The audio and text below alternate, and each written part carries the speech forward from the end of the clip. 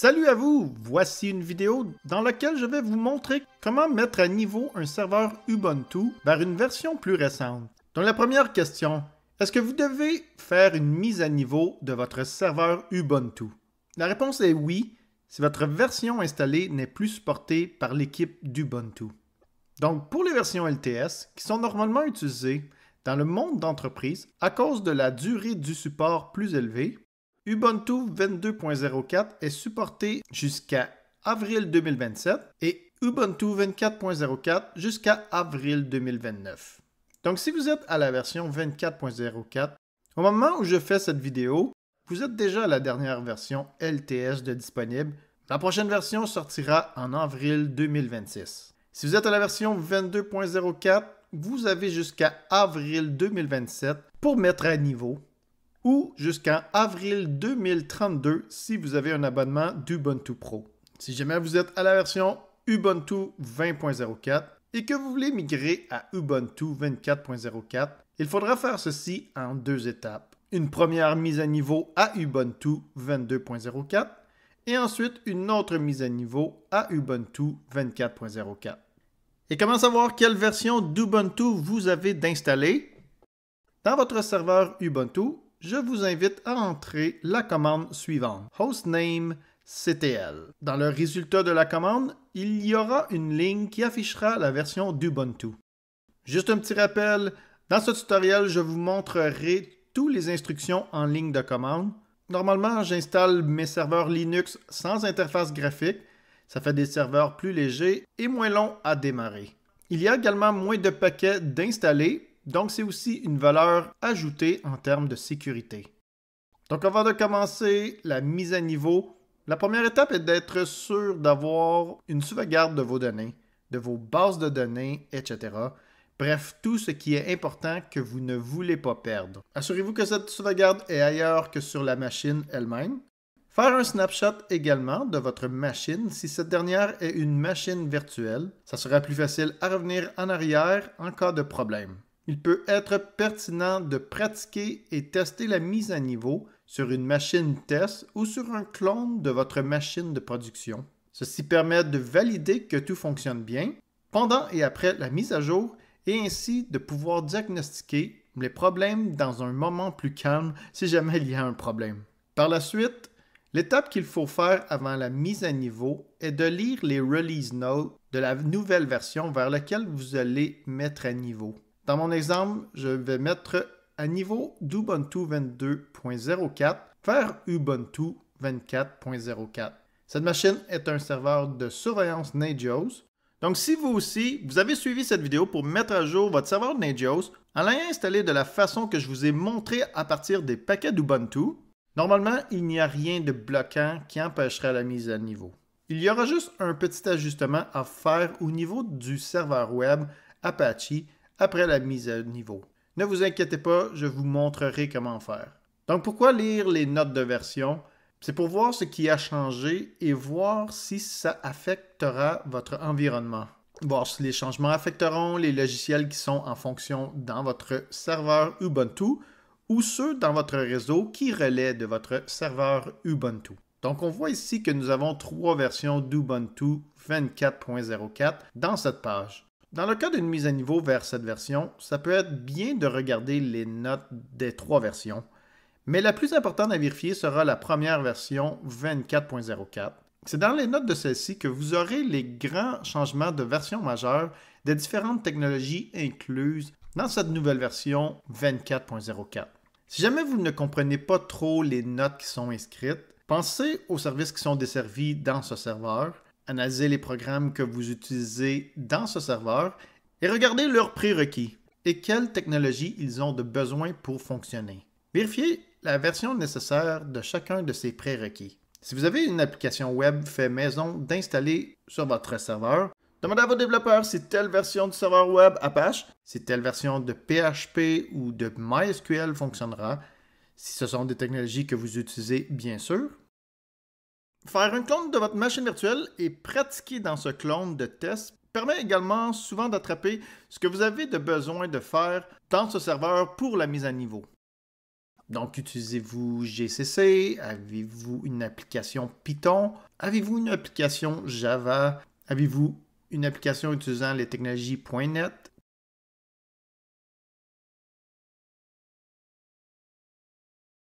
TLS 1.0 et 1.1 est maintenant désactivé. Si vous avez une application utilisant et ne supportant pas les protocoles plus récents et sécuritaires, il faudra faire des démarches pour corriger ceci.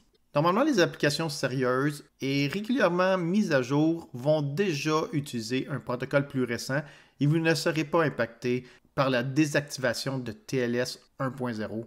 Un problème se trouvera plus au niveau de si vous avez une vieille application qui n'a pas reçu de mise à jour depuis longtemps. Je sais que c'est des trucs assez techniques que je vous décris, mais peu importe ce que vous mettez à niveau dans un réseau informatique, c'est des exemples de trucs qu'il faut vérifier et que l'on peut voir dans les notes de version. Donc dans les notes, il y a une section à propos de la version desktop d'Ubuntu. Donc c'est normalement la version que l'on installe avec une interface graphique pour un poste de travail ou un poste à la maison. Ce n'est pas la version qui nous intéresse pour cette vidéo. On a aussi une section dédiée à la version serveur qui est justement pour le type de machine que nous allons mettre à niveau. Donc je vous laisse explorer cette page pour voir ce qui vous concerne. Le lien pour les release notes par version sera dans la description. Comme je vous ai dit tantôt, si vous avez seulement Nagios installé, comme dans mon cas, il n'y a pas vraiment de truc ici qui va bloquer dans la mise à niveau. Dans cette page de Release Note, on a aussi les problèmes connus de cette version qui peuvent être pertinents à lire. Utilisez-vous des PPA, donc des Personal Package Archive, donc des genres de dépôts personnels non officiels d'Ubuntu? Si oui, il y a des petits trucs à savoir à propos. Donc si jamais vous avez un ou plusieurs PPA d'activer dans votre machine, veuillez prendre note que le processus de mise à niveau va désactiver ce type de dépôt. Les paquets installés à partir de ce dépôt ne seront pas désinstallés ou diminués de version, mais ce que cela veut dire, si vous avez un programme ou un service qui a été installé à partir d'un dépôt PPA, le programme sera encore installé, mais il n'y aura plus de dépôt de configuré pour cette application. Donc, vous ne recevrez plus de mise à jour pour ces programmes après la mise à niveau de Ubuntu, si vous ne faites rien. Donc, d'un point de vue de sécurité, ça peut devenir problématique de ne plus recevoir de mise à jour pour un programme ou un service. Surtout si vous croyez que les mises à jour se faisaient encore automatiquement en même temps que l'OS. Quel choc de découvrir que ce n'était plus le cas. Donc, c'est important de mentionner ceci dans cette vidéo. Malheureusement, dans ce système, je n'ai pas de PPA d'activer sur cette machine pour vous montrer. Les petits conseils que je peux vous dire, regardez les procédures que vous avez utilisées pour installer les programmes sur votre serveur. Ça peut vous donner un indice de si vous aviez utilisé un dépôt PPA et comment vous aviez activé le dépôt PPA. Profitez du moment également pour consulter les autres pages de la documentation du fournisseur du logiciel pour voir s'il y a des instructions spéciales à faire et recommandées pour la mise à niveau du système d'exploitation, donc Ubuntu dans ce cas. Bien sûr, toutes ces instructions sont dépendantes du logiciel que vous avez d'installer. Pour des infos plus approfondies à propos des PPA, ça pourrait être couvert dans une autre vidéo. Donc voilà pour les trucs à savoir. Il y a une dernière étape à faire avant d'entamer la mise à niveau, c'est de faire toutes les mises à jour de la version présentement installée. C'est très recommandé de faire ceci avant la mise à niveau, juste au cas où il y a un bug dans le processus de mise à niveau qui a été détecté et corrigé depuis. Donc pour faire la mise à jour, c'est de faire sudo apt update, entrez le mot de passe de votre utilisateur Linux. Petite précision, votre utilisateur doit avoir les droits d'administrateur dans votre système. Cette commande met à jour le catalogue de paquets d'Ubuntu. Oups, pardon, j'ai exécuté une seconde fois la même commande. Donc voilà, la commande qu'il faut faire pour commencer la mise à jour, c'est de faire sudo apt upgrade. Donc vous pouvez consulter la liste des paquets qui seront mis à jour. Pour confirmer et débuter la mise à jour, appuyez sur la touche Y et appuyez sur Enter. Contrairement à ce que la commande que l'on vient d'exécuter laisse croire, nous ne sommes pas encore en train de faire la mise à niveau vers la nouvelle version d'Ubuntu. Nous sommes encore dans le processus de faire la mise à jour de la version actuelle. Donc patientons jusqu'à ce que le processus se termine.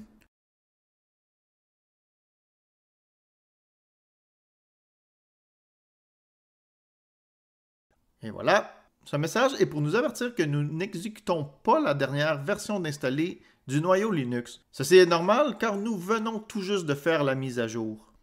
Appuyez sur Enter pour confirmer. On a aussi la liste des services qui doivent être redémarrés pour maintenant fonctionner à la dernière version installée.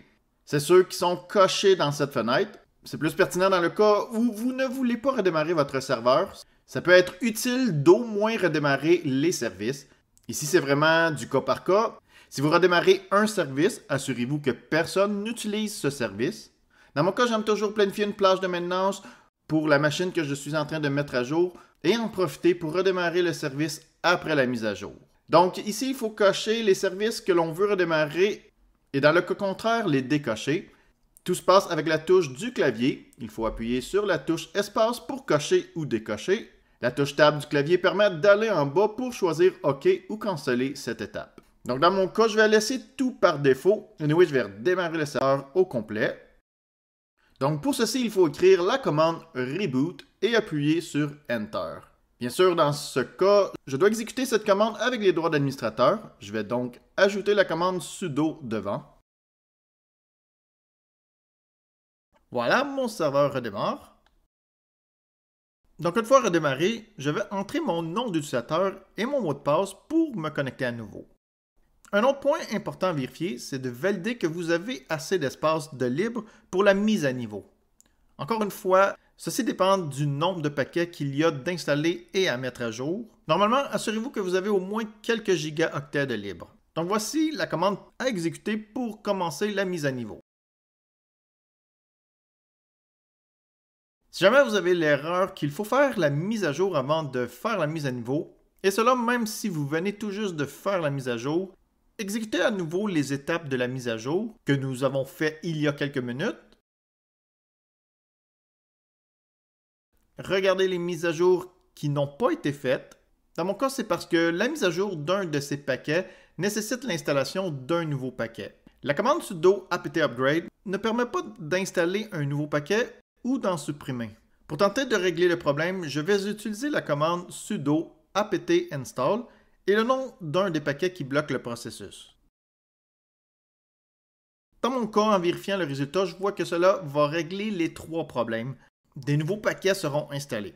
Il y a aussi la commande sudo apt dist-upgrade qui aurait pu régler le problème.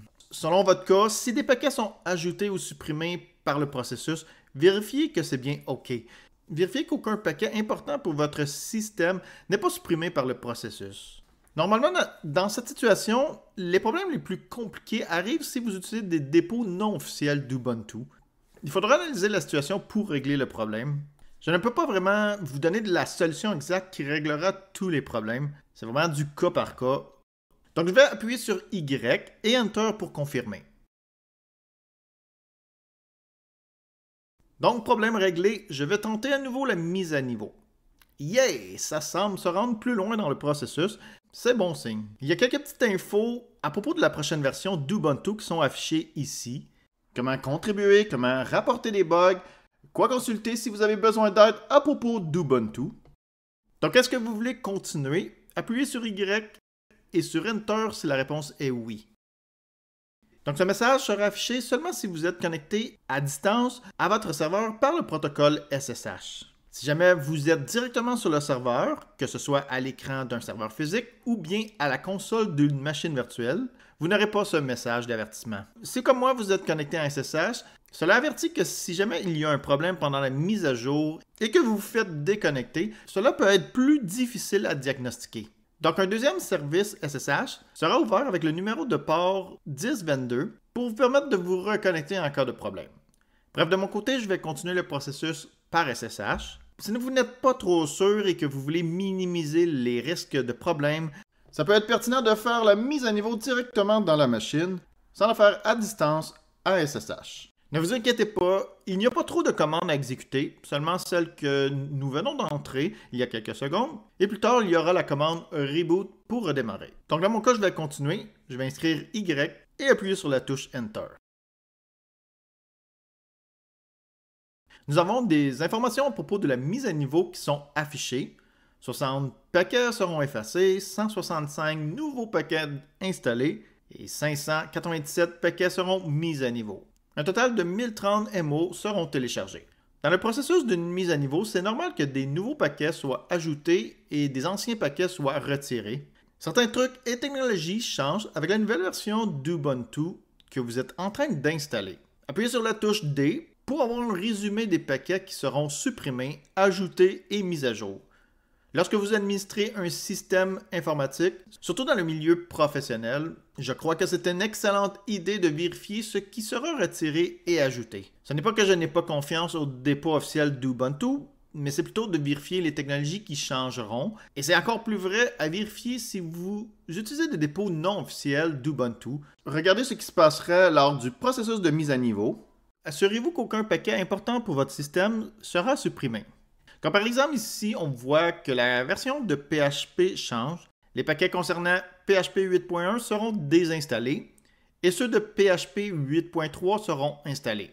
Pourquoi je vous parle de ça? C'est parce qu'il y a une petite manipulation à faire après la mise à niveau à propos de PHP pour que mon serveur Nagios fonctionne à nouveau. Je vous montrerai tout ça sous peu. Donc je vais regarder également et rapidement ce qui sera mis à niveau. Dans mon cas, concernant les changements, il n'y a rien de spécial autre que le truc à propos de PHP. Pour vous déplacer dans la liste des paquets, c'est avec les flèches de votre clavier. Et une fois que vous voulez quitter l'affichage de ces changements, vous pouvez appuyer sur la touche Q du clavier. Donc maintenant, je vais appuyer sur Y et la touche Enter pour confirmer et commencer le processus de mise à niveau. Ça va prendre plusieurs minutes dépendamment de la vitesse de votre machine, de la connexion Internet et du nombre de paquets que vous avez d'installer dans votre système. La première étape qui se fait dans le processus est de télécharger les paquets et par la suite, c'est la mise à niveau des paquets. Le processus me demande de confirmer la disposition de mon clavier. Je vais choisir Français Canada. Donc choisissez selon votre localisation et le langage de votre clavier.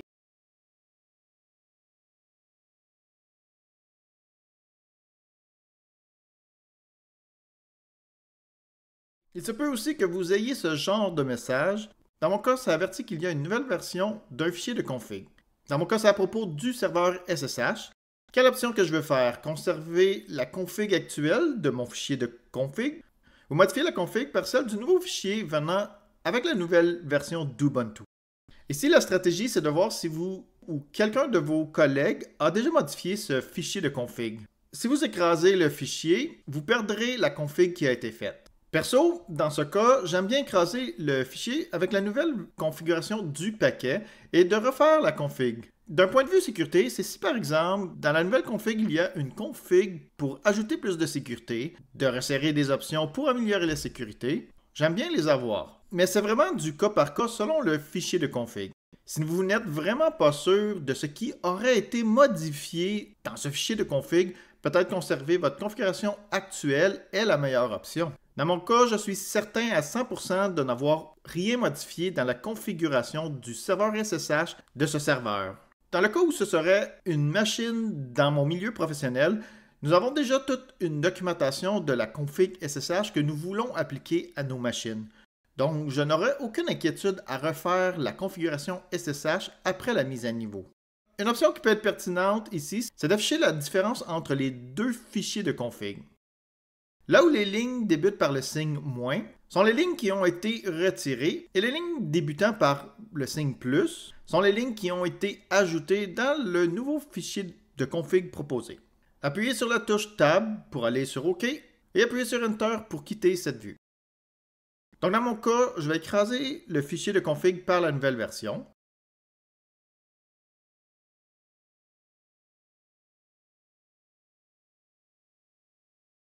Une fois que la mise à niveau est terminée, un redémarrage est requis. Je vais inscrire Y et appuyer sur la touche Enter pour faire ce redémarrage. Donc je vais me connecter à nouveau à mon utilisateur. Je Je vais faire la commande hostnamectl. Je vois que mon système d'exploitation est bien à la version 24.04.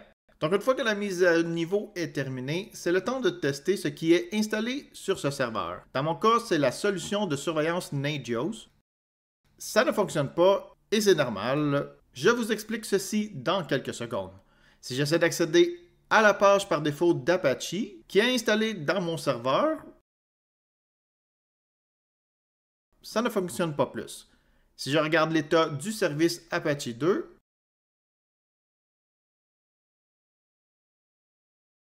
je vois que le redémarrage du service a échoué. L'erreur affichée pointe vers les modules activés. PHP 8.1 ne peut pas être chargé. Comme je vous ai déjà mentionné tantôt, on a vu que PHP 8.1 a été désinstallé et PHP 8.3 a été installé. Malheureusement, le changement de module ne s'est pas fait automatiquement dans Apache. Donc, ce que je vais faire pour corriger ceci, je vais commencer par quitter cette vue qui affiche l'état du service. Je peux faire ceci en appuyant sur la touche Q du clavier. Je vais lancer la commande pour désactiver un module Apache, PHP 8.1 dans ce cas. Encore une fois, je vais entrer le mot de passe de mon utilisateur et ce dernier doit avoir les droits d'administrateur dans ce système. Et par la suite, je vais activer le module PHP 8.3. PHP est nécessaire pour mon interface graphique de Nagios. Je dois maintenant redémarrer le service Apache pour que le changement de module soit effectif.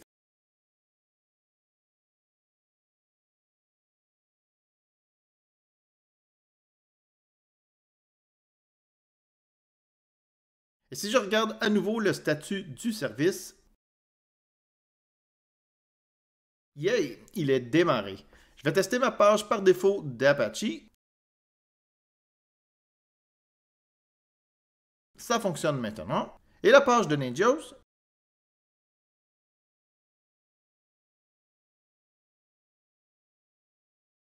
ça fonctionne également.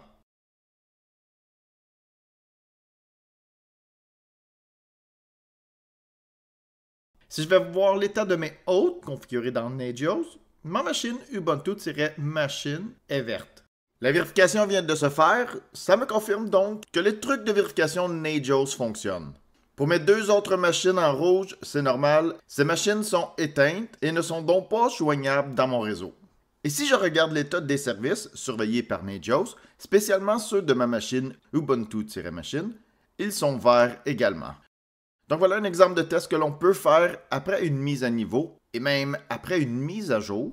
Donc de vérifier qu'on peut accéder aux applications installées sur la machine et tester que leur fonctionnement est OK. Donc voilà ce qui conclut cette vidéo. Si vous avez besoin d'aide sur d'autres sujets à propos d'Ubuntu Linux, je vous réfère à ma liste de lecture d'Ubuntu. Vous savez probablement déjà comment soutenir quelqu'un sur YouTube. Vous pouvez cliquer sur j'aime si vous avez apprécié la vidéo, vous abonner à la chaîne ou même laisser un pourboire. On ne sait jamais, peut-être qu'une de mes vidéos vous a sauvé la vie ou tout était sur le point d'exploser si vous ne résolviez pas le problème. Et une de mes vidéos vous a aidé à résoudre ce problème. Alors voilà, chose dite, la seule chose qu'il me reste à faire est de vous souhaiter une excellente fin de journée. Au revoir!